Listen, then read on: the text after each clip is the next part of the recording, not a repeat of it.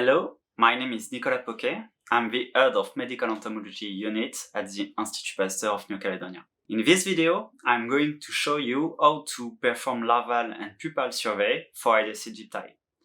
This technique can be used for other species like Aedes albopictus or Aedes polynesiensis, which are not actually found here in New Caledonia. These species are free of the most dangerous arbovirus vector within the Pacific region because of the arboviral disease they carry. The larvae of these species can be found in a variety of natural and human-made freshwater habitats. Natural sites are more commonly used by Aedes albopictus and Aedes polynesiensis. The locations that collect water and all these larvae include freehold, leaf axis, broken coconuts, and shell. Artificial sites, which may collect water and be habitats for these species, but especially Aedes aegypti, and include water tank, car dryer, discard plastic, metal and glass container, buckets, pot plant base, or water trapped in tarpaulin. These species may also utilize habitats that are hard to find, such as gutter and underground drain with old water. Aedes polynesiensis larvae may also be in crab hole. We use larval sampling to monitor change in the proportion of positive larval habitat and to obtain adult rewards from collected larvae to test for insecticide resistance.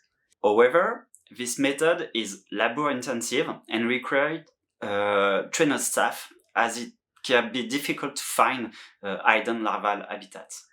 Experience is important, as the more a person does larvae survey, the better at larval survey one becomes. Different equipment can be used, including pipettes, jeepers, turkey basters, or aquarium fish nets, depending on the size of the containers.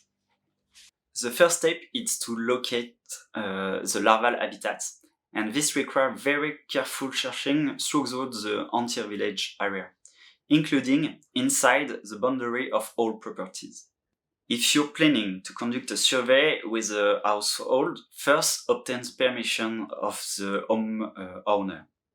Look for larval habitats both inside and outside the house. The sampling method may need to be adjusted depending on the size of the containers. Large containers, such as 200-liter drum or 1 water tank, can be surveyed using an aquarium net or a dipper. For sweep net, a standardized 5-sweep method can be used for medium to large size larval containers. For small containers, a pipette can be used to directly remove larvae, or the entire continent can be typed onto a white tray and the larvae picked out. For discard card dryer, freehold, or leaf axis, use a small aquarium net or a 30 ml pipette. You may need to add water to the small habitat to flush out larvae in the debris at the bottom. For crab hole, pump out the water with a pump with a long hose attached. Note that newly emerged first installed larvae are very hard to see, but might still be present in a large numbers. Once you have collected the larvae in your sample, you can count them, fill in the data form, and then tip them out. You may need to keep the larval sample, and to do this, transfer the larvae using a pipette into a vial. Seal and label the vial containing immature mosquitoes. Ensure that not too many larvae are placed in the vial.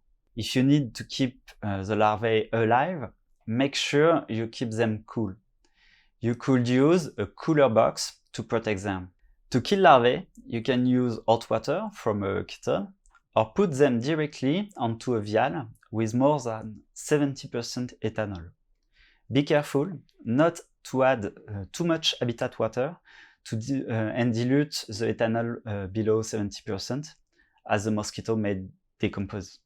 The sample of larvae and pupae can be stored in 70% ethanol for an extended period. that concludes our tutorial video. Thanks for watching and good luck!